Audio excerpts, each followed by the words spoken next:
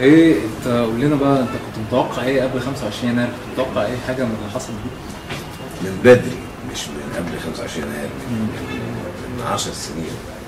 بالنسبه لي متاخره الحقيقه، لان انا من بدري مستني ده ومراهن على ده الحقيقه، ما عنديش كان رهان تاني. انا طول الوقت في حاله استنفار وعداء لفكره نسميها الفساد على كل المستويات، المستوى السياسي، المستوى الاجتماعي، المستوى الفني. دايما كان عندي حاله عداء كده للنوع ده، كنت بخش خناقات كتيره وشيع عني ان انا طصاص كان كل الوقت رهاني على ده، على اللي شفناه ده. بس حب ربنا لمصر يعني هو اللي خلاها جت من اطيب حته فيها، مش من ثوره جوعه، والا كانت اتدمرت البلد. ده معناه ان ربنا بيحب البلد دي. هي كانت هتبدا كنت مستنيها تبدا في اي وقت، بس الحقيقه كان توقعي ان تيجي من ثوره جوعه، وبالتالي دي لما بيطلعوا بينهبوا نهب اللي ايه، انا ما عنديش يبقى انت ما عندكش، زي ما كنا بنشوف. فاما بتبدا باطهر ما فيها، اللي هو فكره الشباب اللي مش ملوثين باتفاقات ولا بايديولوجيات ولا بانتماءات دينيه ولا اللي هي طهره ونظيفه، لما يبقى طلعتها دول، فربنا يبقى بيحب البلد دي جدا.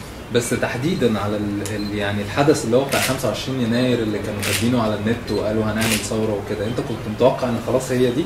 لا مش هي دي، انا عرفت هي دي من بعد تاني يوم. تاني يوم احنا رحنا تاني يوم، اعلنا تأييدنا ورحنا النقابه، قلنا ان احنا معاهم وهننزل معاهم يوم الجمعه العظيم. اتاكدت بجد يوم الجمعه العظيم، لانه خلاص اما المساله توصل لملايين، اذا فهي اللحظه الحقيقيه. طب وتابعت الموضوع ازاي؟ يعني قول لنا ازاي ابتديت تقتنع. انت في ايام كنت بتبات هناك؟ في بعض ايام قلت لك وصف لنا يوميات صبري فواز من 25 يناير في ميدان التحرير، تشوفها تقولها لنا بوجهه نظرك. بالعكس، هو انا يعني وجودي هناك ما كانش ضغط، لان في النهايه دور الفنان اثناء الثوره ان يدعم نفسيا وان يعلن موقف وان يحشد الناس للوقوف مع الثوره. انما الدور الفنان الحقيقي يبدا بعد انتهاء فكره الثوره كحدث وبدايتها كمشروع. ده دور الفنان الحقيقي، بيبدا من هنا، اللي هو من بعد 11 فبراير، اعلان نهايه فتره من عمر مصر وبدايه فتره ثانيه. ده دور الفنان الحقيقي يبدا هنا، لان انت خلاص لازم الفتره اللي جايه يبقى ثوره حقيقيه في المجتمع، في الفن، في الثقافه، في الرياضه، في الاداره، في الشارع، في المرور، في الانتظار، تركب فين، تعمل ازاي، تخش غلط. لازم تبقى ثوره بجد عشان تكمل. يعني انا اخر حاجه كاتبها النهارده على فكره ان الثوره ما خلصتش، الثوره ابتدت. ده دور. ايه رايك في الفنانين اللي طلعوا اتغير موقفهم كتير بعد الثوره واثناء الثوره وقبل الثوره، سواء مع او ضد النظام؟ كانوا مذبذبين في ارائهم طول الوقت، والناس اللي خافت تعلن موقفها بشكل صريح. هو اللي خاف احترم خوفه. تعظيم سلام، لكن خايف خلاص، اللي هتعمل له ايه؟ لا يكلف الله نفسا الا وسعها. زي ما بتحترم قوه القوي نحترم ضعف الضعيف. فاللي خاف ما عنديش مشكله معاه، واللي سكت اهلا وسهلا بيه، واللي قال انا اؤيد حسني مبارك اهلين وسهلين بيه. احنا مش ثوره قايمه عشان كل واحد يقول رايه بحريه، يقول ان احنا مع حسني مبارك، هم حرين. لكن ما حدش يتطاول على الاطهار الاشراف بكلام قليل الادب ومش محترم عشان خاطر بيظبط مصلحه مع حد او بنفقه. لكن اللي بتاع انا مع حسني مبارك اهلا وسهلا بيك، قول انك مع حسني مبارك. لكن الناس دي ناس بتعمل، ناس بتخلي لا احترم نفسك واعرف بتتكلم عن مين انت بتتكلم في اطهر واشرف ما فينا ومن فينا. دول اللي مدوا ايديهم حطوا بنفسهم جوه في وهة المدفع عشان يفتحوا لنا باب للضي جاي كتير لينا والعيال. طب ما يتقالش عنهم غير يتحطوا كحل في العين. طب ممكن حضرتك تقول لنا المره الاولى اللي نزلت فيها حسيت ايه ونزلت فين بالظبط؟ اول حاجه كنا في نادي النقابه عندنا، وكنت مصر على تسميتها الحقيقيه انها ثوره. ده كان يوم الاربعاء. انها ثوره، يعني فعلا ثوره حقيقيه، ثوره شعبيه حقيقيه بدأها شبابها، زي اي حاجه في الدنيا بدأها شبابها. كنت مصر على التسميه رغم كل وسائل الاعلام المصريه وعالميه. على فكره كانوا يقول لك الازمه، الاحداث، الاحتجاجات، التظاهرات، لا هذه ثوره عظيمه كده. ونزلنا الشارع يوم الجمعه العظيم. بعد اجتماعنا بالليل الخميس قررنا، اعلنا بيان ان احنا نؤيد مطالب الثوار واولها اسقاط النظام. كتبنا نصا كده، ونؤيد المطالب ونعلن انها ثوره شعب محترمه وشريفه وموافقين عليها وناخد معاها. ونزلنا، ده كان بيان من الفنانين عشان يقولوا ان احنا مع الثوره. الحدث بقى انك تنزل ده كان كل واحد هو حر. فنزلنا، اللي نزل واللي قعد في بيته قعد، اللي سكت، كل واحد حر برضه. نزلنا وصلينا في مصطفى محمود يوم الجمعه العظيمه. حاسس ان الشباب اللي في الميدان برضه كانوا فاهمين وجهه النظر دي، انها قلبت لكرنفال في الاخر وبقت التصوير والشو. لا زي ما احنا، ولا احنا عشان احنا في الوسط؟ لا هي الفكره ان من البدايه الناس اتعاملت معاها، اللي في الميدان هم دول بادين معاها، اتعاملوا معاها انه وده كان السحر الحقيقي بصراحه في الموضوع. اهو احنا قاعدين هنزهق، هنغني، هناكل، هنشرب، نقوم نرقص شويه، نقوم نهتف شويه. وده كان سحر الثوره دي، انها اتعملت يعني بمزاج. والله يعني بجد يعني يعني على فيسبوك اللي هو الشعب بيلعب ثوره. انا قلت الكلمه دي في الميدان والله العظيم يوم السبت اللي هو بعد الجمعه العظيمه. قلت لهم احنا قاعدين براحتنا، المصريين بيلعبوا ثوره، يعني جاي على الهواء. تبقى انت بتلعب بمعنى انه بتعمل حاجه على هواك ومستمتع بيها. معنى كلمه لعب حاجه على هواك، مش مسؤوليه يعني، حاجه على هواك ومستمتع بيها. احنا كنا بنعمل ثوره بالمنطق ده، عشان كده قلت بنلعب ثوره. والناس جوه الايمان الشديد اللي جواهم خلاهم تخطوا فكره الغل، تخطوها خلاص. يا عم السيل اللي طلع ده غسل كل اوساخ واضرار مصر. ما كان يسمى بالفتنه ما كانش موجود. طلع الكذبه كان النظام بيسوقها عشان يفضل راكب على الفسنه. وفكره التحرش برضه طلعت كده، وفكره مش عارف ايه. حاسس ان الثوره دي طلعت الحاجات الحلوه اللي جوانا. يعني هي الحلوه موجوده، بس هي عملت ايه؟ شالت المازوت اللي كان بيتكب علينا من النظام ومن التاثيرات اللي حوالينا الخارجيه، زي مثلا تفشي الوهابيه في المجتمع والظلاميه والكآبه وتحريم الحاجات، وانه كل ده اتكنس. يعني الفيض النيل لما فاض في نيل الثوره، يعني تحديدا مش قصدي النيل فاض، فكنس كل ده، كنسوا كله، فبقت صافيه، بقت صافيه وانجرف الاوساخ كلها وفضلت الناس نظيفه. ودي اميز حاجه.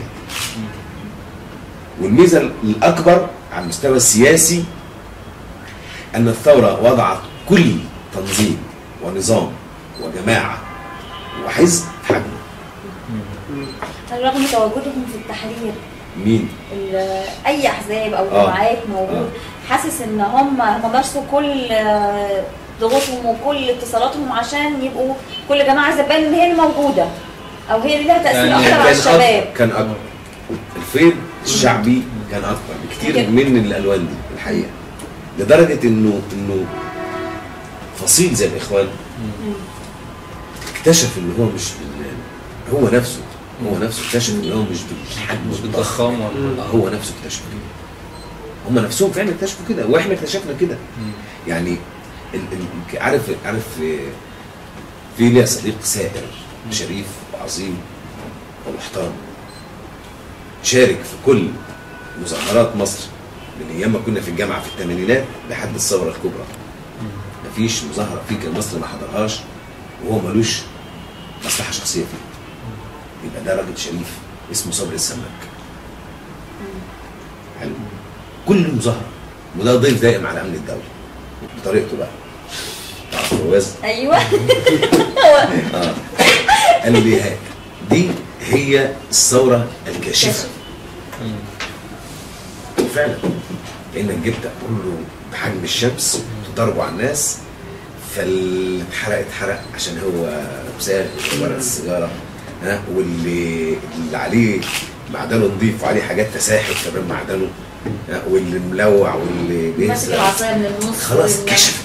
فعلا الثوره الكاشفه يعني وده جمالها يعني. وده اكيد هيأثر على بعد كده في يعني في الساحه الفنيه او السين. في فنانين بقى في ما بينهم عداء وما بين الناس وحطوهم في بلاك ليست وقالوا مش يعني مش هنخش لهم افلام، مش هنشتري لهم شرايط، حتى الصحفيين قالوا مش هننزل اسمائهم وصورهم ولا ننزل حاجه عنهم. يعني شايف ده هيغير ازاي في الفتره اللي جايه في المجال بتاعك اللي هو ممكن ما يأثرش في الفيديو.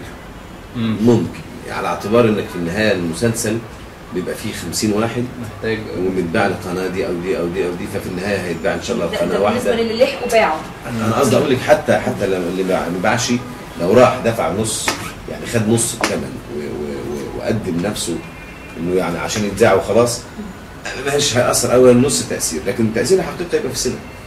لانه في النهايه انت الفيلم الفلاني بتاع فلان، بتاع علان، بتاع ترتان، ودي واحد بيلبس وينزل ياخد مواصله ويروح يدور على ركنه ويقطع تذكره ويخش لك.